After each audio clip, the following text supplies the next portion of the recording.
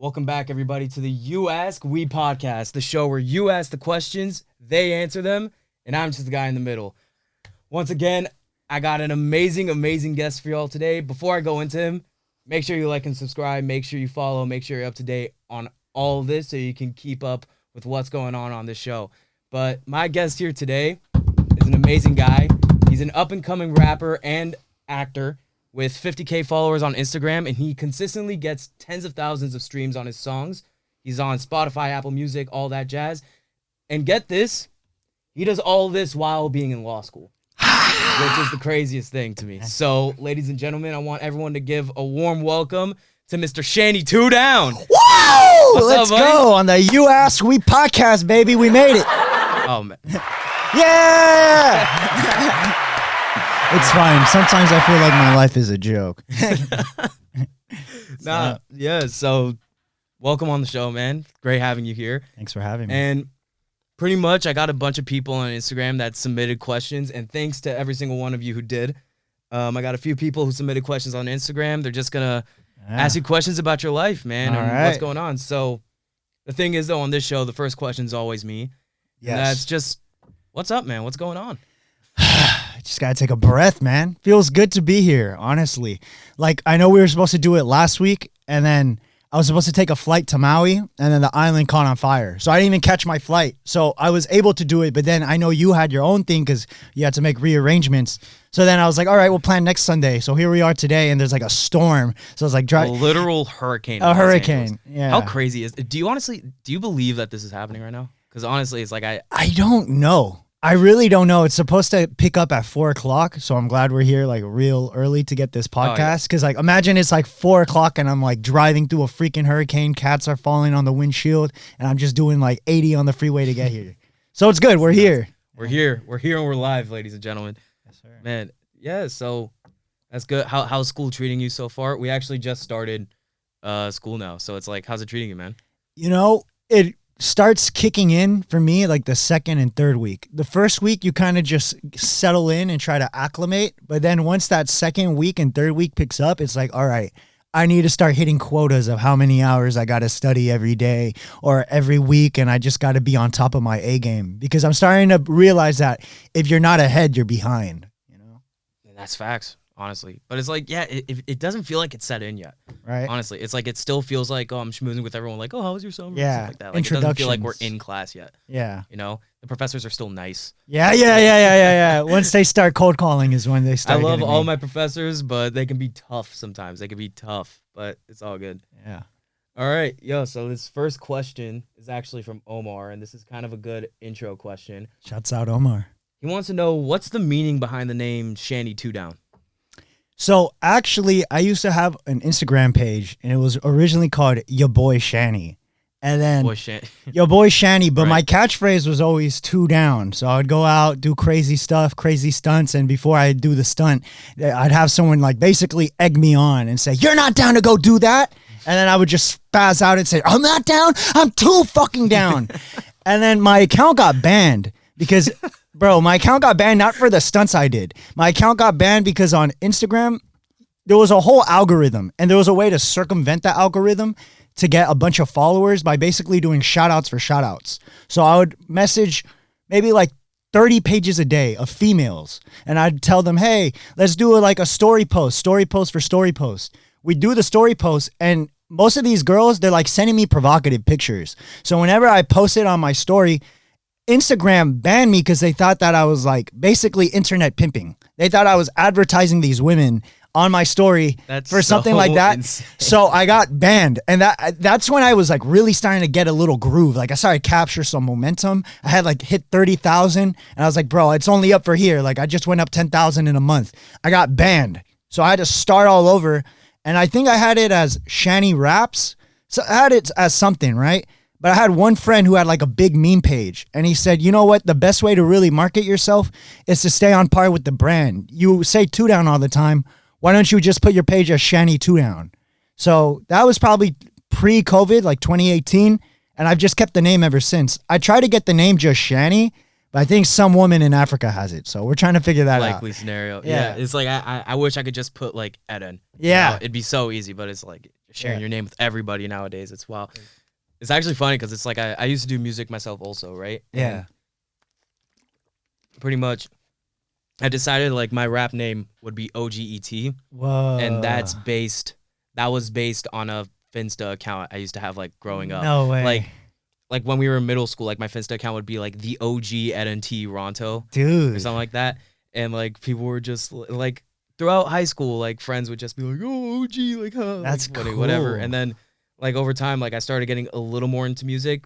I don't actively pursue music now. Yeah. I still write here and there. Yeah. But yeah, and it's like when I was trying to figure out like the rapper name, I was just like, well, I mean, maybe it could be a nod to like the Finsta thing. Like it would be cool. But it's like, yeah, it's cool. We gotta go in the vault and get your Ronto tapes. Ain't no need for that. Ain't no need for it. The streets are not asking at all. They're begging. They are not asking. Oh man. But yeah. And yeah, so it's like starting from like your boy Shanny, and it's like obviously you had some bumps in the road, but now you're like, you got 50K followers, bro. It's like you're doing well. It's flourishing, man. It took a minute, bro. It really took a minute because I'm not going to say, oh, I wish I had my first account, because everything happens for a reason, you know, whether you know it or not. But that first account, I know that if I had carried the momentum I have on this second account, that first account would probably be at 500,000. Like, no doubt in my mind, because I had hit World Star 3 times on this account I currently have. And imagine with 30K hitting World Star 3 times, you just grow really fast. But when I hit World Star my first time, I had like maybe 7,000 followers, you know? So I probably got like a cool 1,000 or 2,000. But people like to see what other people like. So if your page is already popping and popular and you have like 30,000, then everybody's going to want to be, what are these 30,000 people following? I want to follow him too. Whereas if you have 7,000, like, oh, I'll still follow him. He makes good content, but it's not like, oh, he's like big and high up, so I want to join what everyone else is doing. Yeah, so pretty much like speaking on that, like the fact that you were able to grow, like even with the hardships and everything, that's why Jay Ferguson is actually curious. How did you become the beast that you are now? Shouts out Jay Ferguson. That's my sensei. That's the goat, the guy, the man, the myth, the legend. What was his question? Gave him so much praise, forgot the question. No, he was he just asked like, how'd you become the beast that you are now? It's like, what was the journey like? I honestly feel like growing up, I already knew that I had to be a beast, because my parents split up when I was like 5. So my dad he's in the picture, but he's not like in the picture, if that makes sense, you know? Like he'll be there for like a couple events and stuff, but for the most part, it was just me and my mom. So it was pretty much like, dang, you're the man of the house now. You got to like step it up. You got to make sure that your mom's straight, your parents are straight. I'm an only child too. I don't have siblings. So since I don't have siblings and I'm first generation, it's almost like you know that all the pressure is on you. But I feel like that only built up the path. That didn't build up the mindset. The mindset, I would say, probably started building around like 18. Definitely around 18. I was in an avid class in high school, but I never was really big into reading books.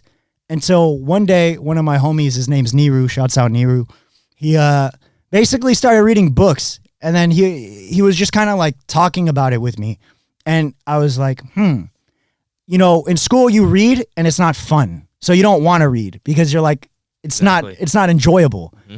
But when I realized there's other books you can read that are enjoyable, I started going ham on the fucking reading, bro.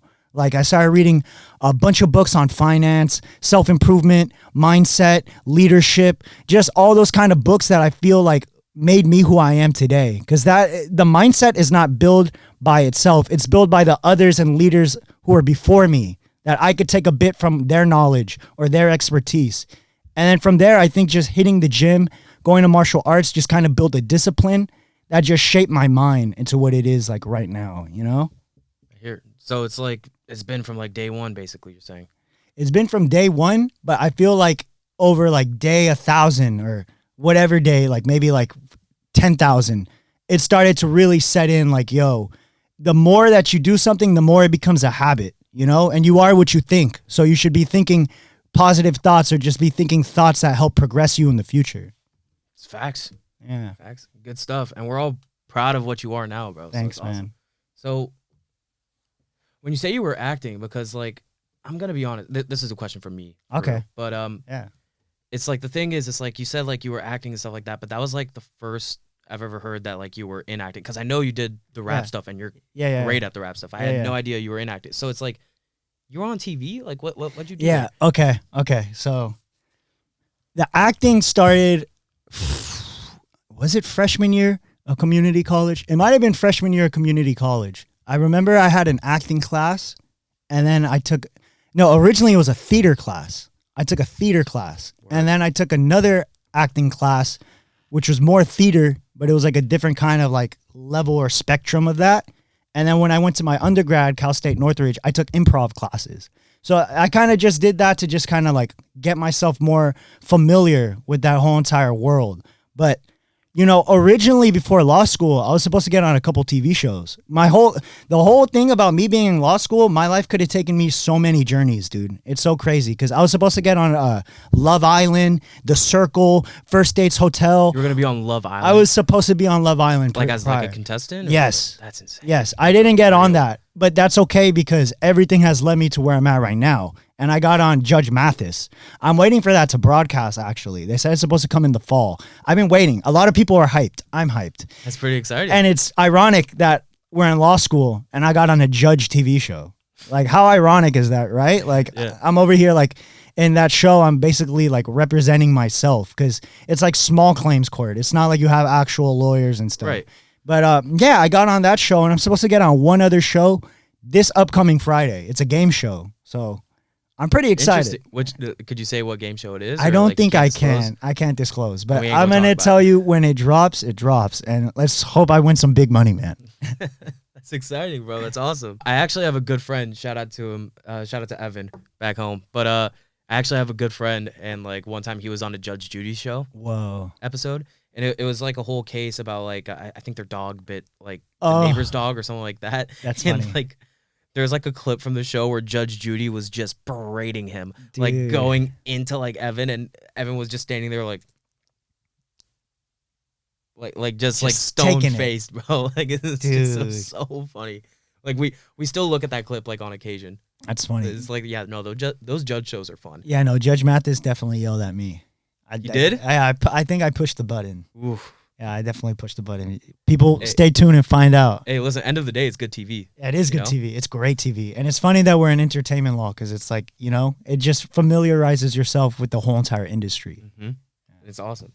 So moving back to the music pretty much. This is a question from Kenny. Who would you say are your influences when it comes to music, and who are your favorites to listen to right now? I have a lot of people that I could say have influenced my music, like a lot. And it's not even just like from one specific generation of rap. I'd say it's like multiple generations. When I actually got into rap, it was more or less like 2000s music. But then when I really got into rap, it was like old school music. And then as you saw during that whole entire SoundCloud era, the game of rap just shifted. It was no more about like just spitting hardcore bars or spitting just like crazy lyrics. It's more about the melodies and cadence now. It's more about how does the beat sound? How's the melody? How's the hook? But as for people that inspire me, I really like Mac Miller, Lil Wayne, Notorious B.I.G., Drake, of course. Those are like the four that I could think of off bat. Like Lil Wayne, I would say has definitely had a big influence because I always like the fact that he freestyles. I freestyle. The fact that he freestyles and he's like, oh, I'm going to go to the booth and I'm going to just spit what's on my mind. And he's just spitting fire, like bars and like synonyms and all the other, the whole spectrum of our English class, like adverbs, adjectives, Lil idioms, alliteration, all that stuff. And I just thought that was hard. So Lil Wayne definitely has had like a big influence. But as of now, I really like Playboi Carti. I like Lil Uzi. Like some of those SoundCloud era rap is pretty hard. XXX Tentacion. Capital Steez, some New York rappers too, like music's beautiful because it's always changing. Like one genre or one specific sound sounds good for the moment, but sometimes it's just fleeting. So you want to make music that kind of lasts a lifetime, Yeah. And honestly, I'm not going to lie. When I hear some of your music, I hear like the Lil Wayne influence in it too. Yeah. So it's like, he's the best. Yeah. He's like definitely, people have a debate on who's like one. He's at least top 3. He should be in everyone's top 3, and it's ridiculous if he's not. He's on the Mount Rushmore of rap goats. When he said real G's move in silence like lasagna. Yeah. That's hard. Do you realize how crazy that is? Because it's like the G in lasagna. Yeah. I think it's a fact. It's silent, gang. Like, what? He more than likely freestyled that, too. He probably did. Like off some lean or off some drugs, just in the studio. Bro, like it's real just, it's just like straight lasagna. From the dome. Like, there's no pen, no paper. Easy. He's the best. He's the best. I love him. Yeah, so now that we talked about your influences and your favorites to listen to now, this is a question from Johnny. Do you feel that you have competition in your music or in your acting career? And if so, who are they? And if not, why do you feel that way? I used to feel like there was competition. And that's not to say, oh, I'm so cocky or arrogant that I think I'm hot shit now. I just realized that in reality, your only competition is yourself. If you're too busy staring at the next guy, you're not really focusing on yourself. So like let's say we're in a race and I keep staring over my shoulder or keep trying to stare to see where you're placing, eventually you're going to pass me because I'm not even staring at my lane anymore. I'm so focused on your lane that I'm not even progressing or moving forward. So I realized that there is no more competition, and competition, it should really only be with yourself. You should only be trying to top what you're doing. You shouldn't be trying to top what the next guy's doing. But don't get me wrong. Sometimes trying to measure yourself to other people will help you advance because you're like, damn, he's all the way up here. I got to step it up. I got to start moving up. I got to start pushing the gas on the pedal. So I wouldn't really say that I compete with people anymore because I feel like just that mindset is pretty unhealthy too. Because you don't want to be jealous of other people's success, you know? Right. I've seen a lot of people come up, bro, that I'm like, oh my God, like I saw you sleeping on the floor and now you're on TV on like the 6th season of a TV show, that you're a reoccurring character, that you're a main character. So it's just, yeah, man, I wouldn't say competition. I don't compete with anyone. I compete with myself, and I feel like that's what helps me stay grounded. Yeah. No, it's definitely good to be humble, but I feel like when it comes to music, like sometimes, like to an extent, it's good to be cocky. Yeah. Because it's like... Yeah. I'm the shit. It's similar. it's similar to like boxing, you know. Because it's like in the press conferences and stuff like that. I don't think, unless it's like retired fighters that are doing it for like charity or something like that. Absolutely. I don't think you hear fighters ever going like, "Yeah, man, the guy's a great fighter." Yeah. They'll never admit that before like the fight. Before the fight, it's always they'll after. Always be like, "I'm going to beat you. I'm going to destroy you." Like yeah. And then when it happens, and the result. Yeah. They win. They lose. They lose. Yeah. But until then, it's like you got to have that mindset on yourself. Okay. Like, I am the best. I could kind of tie that into when I did a performance. I freaking destroyed the stage. I came in there. That was one time I did compete. I competed, 1 with myself, but 2 with everyone else because it was like 6 or 7 different artists other than me. And I came in. I had just flew back from Paris and I was ready to do this show. And I was visualizing, bro. I was like looking at some canal in Paris in the middle of the night, just practicing my bars, just practicing my performance, visualizing a whole crowd of people just like chanting or cheering. And I was just doing that for like a good 30, 40 minutes, dude. And then I flew back, and then 2 days later I came to perform. And I looked at like the people that were going to perform there too. And I'm like, they don't have a shot. Like, I'm going to make sure that I am the most remembered out of everybody that's performing. And that was like one scenario where I did compete. And I won that competition, like no doubt. They showed me the list because they have a list of people that were supposed to like come, and they show you who comes for you for ticket sales.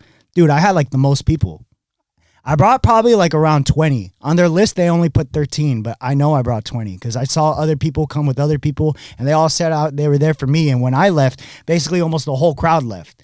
But it was crazy because there was one guy, dude, verified, 400,000 followers, almost 500,000. He didn't have one person show up for himself on that list. I didn't see, because they put check boxes for how many people showed up for you, right? Right. His list had 0 checks. And not a single one. Not a single one, bro. And he's like on a higher level than me. But apparently not, because nobody came to see him. Nobody came for his show. But they came for Shanny. They came for me, bro. They came for Mr. Shanny2Down. And that was a moment where I was definitely in competition. I feel like it's a switch, you know? You got to know when to turn it on and when to turn it off. This question is actually from Ilya, and I like this question a lot because they asked, who shot your intro video? Yeah, that was Ilya. That was he asked you to. That's class. He's the one I went to Schumacher last night. That's class. I hate Julia. Shouldn't have made me blow that 100. It was my fault. A real man takes responsibility, but I shouldn't have went to Schumacher last night. Yeah, never go to Morongo, bro. Bro, I've been to Morongo. Morongo is like, bro, it's only 90 minutes from where you are. They're both kind of like equivalent in almost like because Schumacher's Santa Barbara and then Morongo's all the way like the other side. Yeah, but Morongo, bro, tell me why one time I drove to Morongo when it was like there was a storm. So, not like this kind of storm, like the hurricane, but there was like thunder on the drive. It was raining, and I was like, hell or high water, we're gonna hit the roulette table. That's cool. No, but. Yeah, no, speaking of videos and stuff like that, yeah, he shot the intro video and it was good, but it's like, what do you do for your like music videos? Because those are like really high quality, like good stuff. That means a lot that you said that. No, it's like, it looks like, there was like one video I saw where like it was doing like, yeah. You ever watch that A$AP Rocky music video, like for, what was that song? It's like, the mob, shout out to the lords and the guys. I know what you're talking about. I forgot the name of it. I know what you're talking about, though. But it's like, you've seen the music video for that, right? No. I don't know if I have. I've heard that song, though. I've listened to that song. Yeah, no, so it's like, he did like similar things where it's like, the camera would like go and like transition like out. And it's just like, who's like your guy? How do you get those videos? Honestly, bro, the reason it means so much that you said that is because I write my own shot list. I write it. Like, I write my own lyrics. I write my own shot list. I write my own, like storyboard. Like, you coordinate the whole thing? Yes. By yourself? Yes. I just grab a videographer and just pay them money to edit. That's unreal. I tell them what I want. I literally tell them what edits I want, too. He doesn't really come up with the edits himself. Maybe he'll throw in one or two, and I'll tell him, use your best judgment. But for the most part, bro, from the conception of a song, I'll grab a beat, I'll write my own lyrics. I'll go to the studio, pay for the studio with my own like money, whatever. Tell the engineer exactly what I want. And he'll do his own tweaks too because he's professional. But when I get the song, I'll spend like weeks, months, as long as it really takes, you know? Because sometimes inspiration doesn't strike like lightning. Sometimes inspiration comes and you have to like fertilize it, give it sunlight, like a plant almost. You got to keep feeding it. So with certain songs, I'll just keep feeding the idea and I'll just visualize day by day, week by week, until the idea is just like, it's like striking iron and it's hot. And once it's hot, I'll start writing the whole entire script, the whole entire story, and then I'll just send it to the videographer, pay him however much he needs, and then I'll coordinate it all on my own. Like, I'll get the whole entire set, design, I'll book the own models myself. I don't really depend on too many people, honestly. A lot of it's just like, as an independent artist, it's all on you. You don't really have a team backing you. I don't have an agent. I don't have a manager. I'm my own manager. So, and my own director. Literally, on all my music videos, you'll pretty much see my name at the end saying directed by Shanny. Because I do direct it. I direct it and star in it. He does it all. Yeah. He does it all. Yeah. I appreciate you. Yeah, man. I would say all of that came from just the Instagram videos, bro. Because I used to do Snapchat videos. Yeah. And I was like, I remember that. I used to just get girls on Snapchat and just like other people just hitting me up saying, dude, you're so freaking funny. Like just always laughing at my videos. So then I decided, I'm going to make Instagram videos. And once I started making Instagram videos, I started picking up a little bit like things from the trade, like just things that I could do with my camera for transitions or flips or how to make the videos look good. So I just translated and correlated that to my music. Speaking of lyrics, actually, this is what Carlos wants to know. How do you, like, what's like the thought process when you're like writing? Like, how do you come up with your lyrics? You know, that's such a, it's not a tough question. It's just that question has so many answers because there never really is like a specific thought in mind. It's almost like the mood that you're in right now or what you're going through in life right now. Like, I've had moments in life where I've had my highs and I've had my lows. And when I have my lows, inspiration just strikes, you know? Like, you're having a bad moment, you're having a bad day, and you need to vent or you need to write. You need to express yourself. So, and for me, music's just expression. So it's really however I'm feeling. If I'm having too many highs, there's not much for me to rap about because it's like, what can you really rap about? Just like, oh, money this, money that, living life, having fun. Like, yeah, you could rap about that to an extent, but when you're going through some like real hardcore trauma or just real hardcore shit, there's so much to write about. There's so much material, you know? Mm-hmm. So I've had a lot of moments, man, like me just living in Texas for like almost a month, sleeping on this air mattress that would deflate and it'd basically be sleeping on the floor and then only running on 4 hours of sleep, or just like doing security, like 14-hour shifts, 20-hour shifts, just like grinding, bro. Just really hungry out here to get it. Or even my experience with women, man. LA, women are crazy here, bro. And that's not to say all LA women are crazy. I'm just saying a majority of women in LA, man, it's like an LA lifestyle. The BBLs, whatever it is, bro. BB something. They got like the fake lips, lip injections. Just, it's very superficial and callous. But I like that shit, bro. Because that shit, I like it in the aspect where it gives me content to write about. It gives me material. So it's like you like the fact that it's like, oh, it's putting you in this mood that you're able to like make music from. What's the name of the people that like pain almost? A masochist, right? It's not like I'm a masochist, but it's like sometimes like me and my friend laugh about this character development, man. Everything you go through that's like traumatizing or just like hurts you. That's so true, by the way. It's character development. Bro, everything's character development. Bro. Yeah. Everything. Yeah. It's like, oh, my crush doesn't like me back. Character development. Yes. It's just like, oh, like I'm bad. I got a bad grade on this test. Character development. I got in a car crash. Character development. Character development. Bro. Yeah. That happened with certain artists that I'm not going to name. Yeah. But it's like literal character development. Yeah, I agree. This is a question from Chris right now. Oh, man. And being that both of these require skills of using words wisely, right? Mm-hmm. Do you see any point of like convergence between rapping and law school? Shouts out Chris. We call him El Oso. Convergence, the only real convergence I've seen because I don't feel like I rap like everyone else, I don't really fit the norm of what you would think of like a rapper, Like I'm not wearing any chains yet. I'm not wearing any jewelry yet. I'm not like out here in the street slinging dope. I'm not going to say yet because I'm not going to do that. But what I'm trying to legal professionals, come on, legal pros. Legal pros. What I'm really trying to lure to is the biggest conversion I've really seen, or convergence. I said conversion. The biggest convergence I've seen is basically how to articulate my words. Because with rap, a lot of it is just being eloquent with your words. Well, at least for me, because I'm not just like rapping dumb shit. I'm usually rapping like some like actual cool lyrics or some actual hard bars that are like very articulate. So that's pretty much it, just being smooth with my words. And for rap, it's all a performance. And in a sense, when you're in the courtroom, it's a performance as well. You're trying to sway the jury, depending what kind of law you want to do. Because I want to do entertainment. I don't really want to show up to court. But even so, you got to sway someone, You got to kind of win them over on your side. Get them to feel, in a sense, your vibe or your melody. Get them rocking on my rhythm. Yeah, and even if you don't go to court, you have to perform for your client. Pretty much. It's like if your client's like in the office while you're taking a call for him for a deal, it's like the performance has to be there because you have to prove to him that you're busting ass for him pretty much. I think the biggest overlap would be the confidence.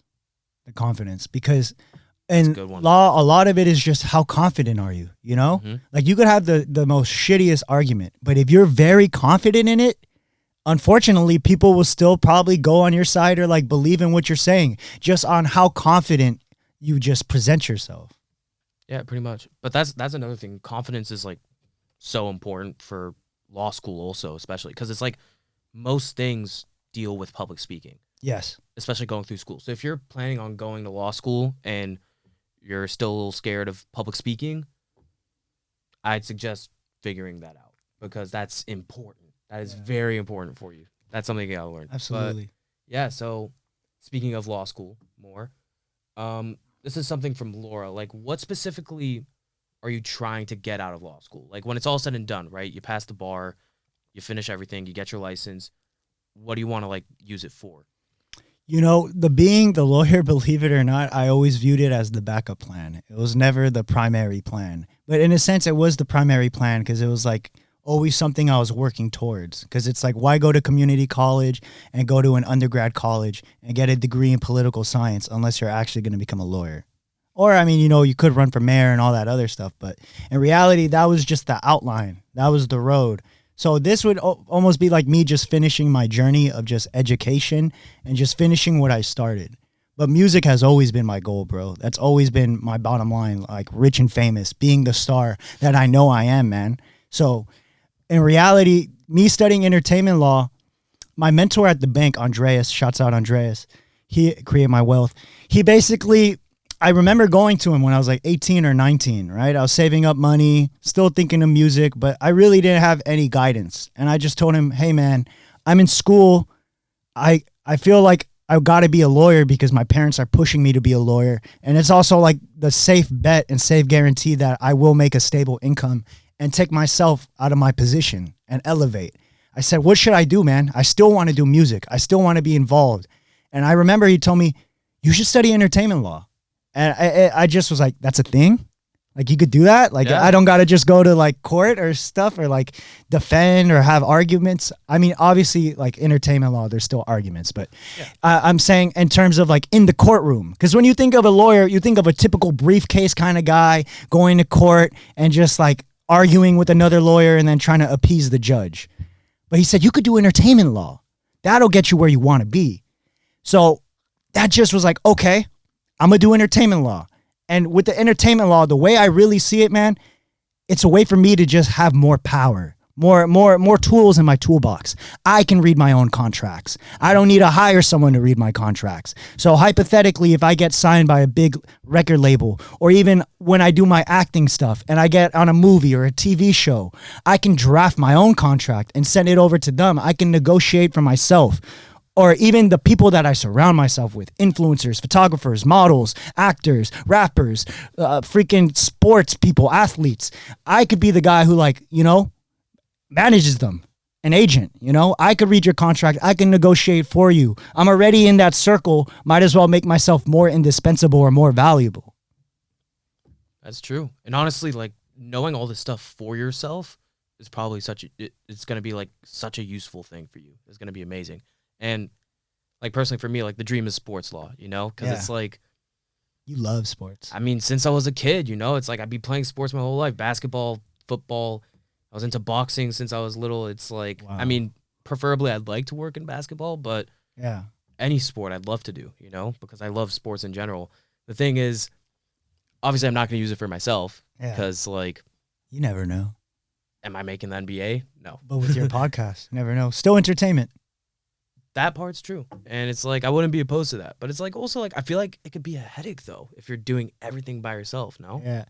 A little bit, but I mean, honestly, I guess it just depends how big your bankroll is. Because if you have money to just spend and have someone else do it, then that's easier, you know? But let's say you're like really trying to be cost effective or manage yourself. And you're like, okay, I could hire a lawyer and pay him $300 to $600 an hour to read my contract or give me advice. Or since I'm in law school, I could just do it myself. You know, I could read my contract and I just save myself $300 to $600 or even a percentage because, you know, it's 10 to 20%. I just save myself 10 to 20% I would have given to someone else. Now I could refund that back into myself. It is a little headache, though. I'm not going to lie because you to do everything yourself. But the people I look up to, the biggest leaders, they ate shit. They did every job before they became the boss. Because you have to do every job. So when you hire and delegate the task to other people, you know how it's done. So if they're not doing it up to par, you could tell them you're not doing the job right. And they're going to say, how do you know? You're just a boss. The reason I became the boss is because I did your job and I worked my way up. So you got to do a bit of everything, you know? Yeah, pretty much. You got to be a Renaissance man in this world nowadays. Okay, so now here's the thing. This has nothing to do with law school or music or anything like that. This is just a question of curiosity from Kyle, right? Okay. What is your workout routine? Okay. Because homie, you're jacked. Thank you. Thank you. Homie, you're jacked. Look at him. I'm actually trying to bulk right now. Homie got veins and everything. You're trying to bulk? Vascularity. Yeah. My workout routine, man. You know, it's been crafted and formulated by others before me. I always say that, but that's the truth. That's just me going to the gym, working out consistently, but meeting other people at the gym and just picking up game from them, learning other workouts from them. Like sometimes I'll be set on a certain workout and then I'll just learn a new workout from someone and then I'll just pick that up and start doing that. But I guess the easier answer to give him, it's a mixture of like compound movements, but it's also of like a huge mixture of calisthenics. Cause like I'll do the heavy lifting, I'll do the bench press. I'll do the squat. I don't really deadlift as much, but when I was deadlifting, I was deadlifting like 425 or something. And I was only like 145 or 150 when I was doing that. Like I didn't weigh a lot. But now it's a lot of calisthenics. Like I'll be doing like last week I did 1,000 push-ups. Believe me or not, people might not believe that. Like 1,000 push-ups. What the fuck you mean 1,000 push-ups? I did 1,000 push-ups. I did like 14 sets of 60 or something, bro. Like I'll just bust them out. Yeah, it's crazy. I even that is probably not 1,000, but still somewhere around like 14 sets of some high number. Well, lucky for you, I got a calculator. Yeah, I got a calculator right here. It. Let's check the math. Yeah. To be exact, 66. I do weird numbers. A lot of people will like ask me why. So 14 times 66. Yeah, try that. There was a couple of them I might have done. 924. Ooh. Weak. It's because I did 100 burpees with it. So. Yeah. But all right. A lot of just workouts like that, like burpees, push-ups, pull-ups, shoulder push-ups. Those are like your essentials to get cut. But if he's really looking to like just get like good workouts, I like doing for biceps, they're called 21s. So you'll do like 7 from your nuts to your hip, little small reps, 7 hip to your chest, and then 7 nuts to chest. So it's just like a full range of motion. And I'll do 3 sets of that. And then I'll give him like a couple other good workouts that he could do. For shoulders, I like doing, I think they're called Arnold's. You basically push them up, you come down, and then you twist in with the weights. And it gets like the whole entire delts and shoulders. And then one more good leg workout I could give him. I like leg press. I really do like leg press. Yeah, this is a good thing to tell him. I do a lot of isolated movements. So I'll usually just push with one hand or one leg or whatever it is, because that will help you strengthen and get stabilization. So just try those out. Hopefully he'll do some burpees later. Bet. Yeah. Honestly, calisthenics, by the way, Yeah. amazing tool to like get you in shape, because like people don't realize, it's like everyone goes straight to weights, right? Yeah. It's like weights are good, they're not bad, but it's also people don't realize it's like doing a push-up. Yeah. You're basically lifting maybe 3/4 of your body weight if you exclude the arms. Yeah. And it's like I'm 210, right? Whoa, you look So great. I'm serious. You don't look like you're 210. I appreciate that. Yeah. I appreciate it. But it's like, that's the thing, I'm 210, so it's like doing a push-up, like, yeah, it's like body weight, but body weight, like in itself, I'm lifting, 160 pounds at least, like doing that motion, you know? Yeah. So it's like, if you take me to like a bench press and you put 160 pounds, like total, Yeah. you know, easy. That's simple. So it's like people don't realize that calisthenics are useful, like using your body weight. I think my biggest thing is just being functional, because having all the strength, but you can't do a pull-up is ass. Or if I ever, let's say hypothetically, fell off a cliff and my hand's hanging on a rock, I always think to myself, would I be able to pull myself up? You know? So I kind of train for weird stuff like that, just like the what ifs. Like if a giant boulder fell on me, I probably can't push it off, but I'm sure I could hip thrust it off. That's wild. That's a wild way to think in the gym, but if it works, it works. Yeah. You know? That's crazy. Yeah. So this is a question from Bailey, right? Shouts out Bailey, Kurahashi. Yeah, so she wants to know, how do you become rich and famous? Rich and famous! How do you do it, man? I would say I don't want to say the power of manifestation, because manifestation, I feel like, is half and half. Like part of it's real, but the other half of it is like just putting in the work. So I would say the rich and famous, it's like believing it. I would say it's genuinely believing it, bro, because a lot of it is just speaking it into existence. The other half of it is taking action. I've been saying that for so long, bro, like rich and famous, rich and famous, rich and famous, because I always viewed myself as rich and famous. And there was moments where I was like, oh shit, I'm about to be rich and famous. Like I literally had a bunch of money. I was going to get on the shows like I told you. And I was like, dude, in a year from now, I'm going to be rich, rich, rich and famous, famous, famous. But even when all of that went down, I still had to maintain that mindset, because rich and famous isn't just like saying it. It really is a mindset. It's even when you're freaking broke or down on your luck, you still know you're rich. You still carry yourself as someone who's rich, and you still carry yourself as someone who's famous, someone who's influential, someone who basically has influence over the people. you know? It makes an impact. So going with that, just the rich and famous, I would say it's just really believing it and putting the effort to really make it come true. That's awesome, man. Yeah. Dope. Yeah. I mean, I got on TV, you know, I've been saying it for so long. There. I could have gave up, bro. There's moments where you really could give up. Like after 2 years, 3 years, 4 years, 5 years, 6 years, 7 years, 8 years, 9 years, bro. Or even 10 years.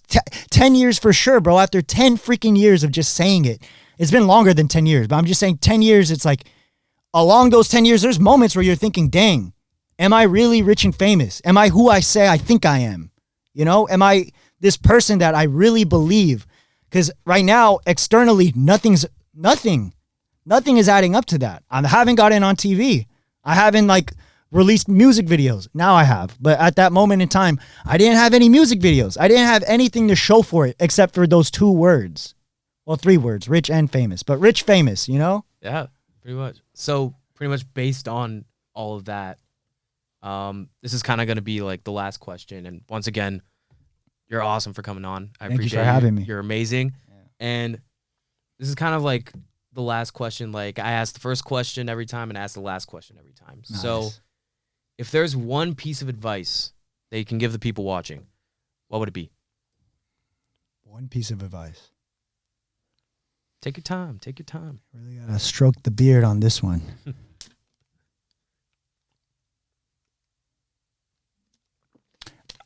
I guess it's a little cliche to say it, but I'm going to say it. Things don't happen to you. They happen for you. Mm. Whatever you think is happening to you in terms of like the world's working against you or everybody's against you or like, damn, why does this always happen to me? You're looking at it from the wrong perspective because it doesn't happen to you. It happens for you. Whatever happens, it's up to you to decide where you go from there. Do you go in a ball, cry yourself to sleep in fetal position? Or do you get up, rise, and conquer? Do you just use that as a source of motivation? Use that as fuel that fans the flame? What do you do with what happens to you? You know, only you really decide. Like there's moments where I could have just pretty much just said, fuck this. Just like completely I'm done. I'm over it. I'm done with whatever I'm doing. I'm done with the music. I'm just done. But that's not the mindset because that's like a victim mindset. Like, oh, why does this always happen to me? Or why? No, you just go back to the drawing board and then you go from there. You just go put your best foot forward, you know, because a lot of people don't even put their foot forward. They just stand stagnant and think they're moving. But when you put your best foot forward, at least you're still moving forward, regardless if you're getting to where you want to be or not. It's facts because it doesn't happen to you. It happens for you. Shanny, once again, thank you so much for coming on. Thanks for having me, man. If you like this episode, make sure you like and subscribe. We actually just got to 50 subscribers, Congrats. So why not make it 100? You know, subscribe 5, right now. 5,000. Give him 5,000. What's going on here?